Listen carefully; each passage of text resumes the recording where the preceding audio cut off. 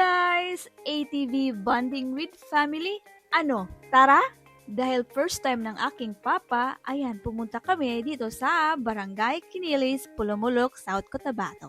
At nakasama rin si Lailay. Well, isearch nyo lang sa Google Maps ang Graviola Garden by GRC para makita nyo yung location. So, paikot-ikot tayo sa Pineapple Farm, kaya good luck! Yung gamit naman namin yung Waze na application para exact talaga yung place na pupuntahan namin. So, dito na kami at dumating na kami dito sa entrance. So, nandito na nga kami at before nun, ayan, nag-usap muna sila kasi excited ang mga person. Natatawa pa sila dyan dahil this is their second time. Oo, kami lang ni Papa yung first time na drive ng ATV. Ayan, nag-ready na nga kami sa aming mga helmet para group picture na rin. Let's go! Let's go!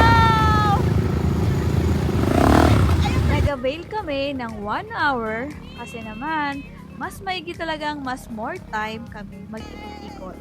And guys, disclaimer lang, prices may vary kasi naman iba-iba yung price for ATV and buggy. And doing this activity with your family, diba, nakaka-excite kasi nakakatuwa. Dito na nga ay parang pro talaga silang mag-drive kasi ikalawang beses nila dito.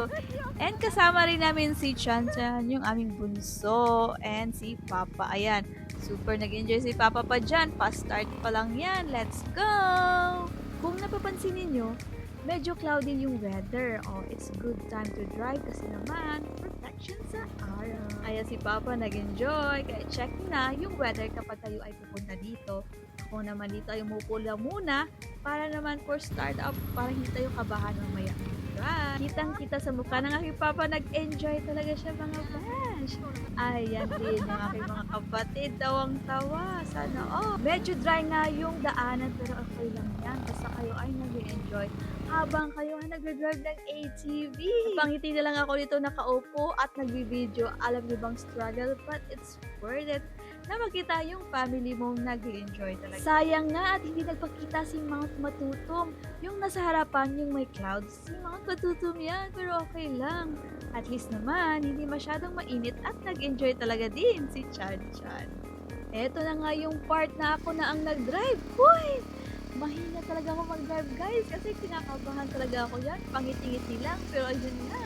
Slow put lang muna tayo like a turtle pero learning the process. Medyo nga kinakabahan talaga ako dito guys kaya go lang ng go.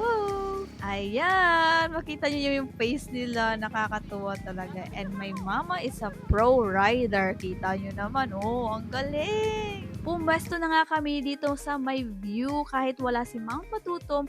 Ayan guys, nag-park muna kami dito. Kaya perks talaga kapag 1 hour yung na-avail nyo. Kasi pwede po kayong makahinto, maka-picture, maka-group picture, maka-selfie, at iba pa. At alam nyo ba, kapag kayo ay may kasamang mga bata, pwedeng-pwede talaga sila dito sa buggy. Nag-enjoy talaga si Chan Chan. At safe po yan kasi may seatbelt. Request din ng aking papa na mag-vlog kasi gusto talaga niya makita yung full video nito. Kaya ayan, gawin natin. Pa-chill lang nga dito yung bunso namin. Parang siya na rin ang nag-drive at nag-pipi pa. Ayan, ito na nga yung aking family. Hoy! Insert Ate Popo and Martin. Ayan guys, nag-request kami sa aming guide na pakiusapan na mag-take ng pictures and video and you can kasi naman, ayan ang galing mag-video. Ayan, ipagpatuloy na nga natin yung ating bonding and adventure. So, hopefully, sana next time, yung Mount Matutum ay visible na. So, ayan guys, patuloy na kaming mag-drive pabalik. At tuwang-tuwa nga ang ate girl nyo dyan kasi naman, it's my time to drive again. Woo! Ayan, guided naman ng aking kapatid dito kasi naman, hindi talaga ako marunong. Nakakatawa talaga kasi, ayan, napasmile na lang ang person. Kinakabahan talaga. This experience nga, nakaka-boost ng confidence mag-drive ng ATV for the first time. Hoy! Wala lang, nag-enjoy na talaga ako guys. Ayan, meron pang pa-other angle pa yung kapatid ko. Hoy! Kinakabahan na talaga ako dyan at pabalik na nga kami. At ang sabi ko sa kanya, ikaw na mag-drive kasi kinakabahan talaga. Ayan may patayo effect pa. Hoy! Pati si Amor, look!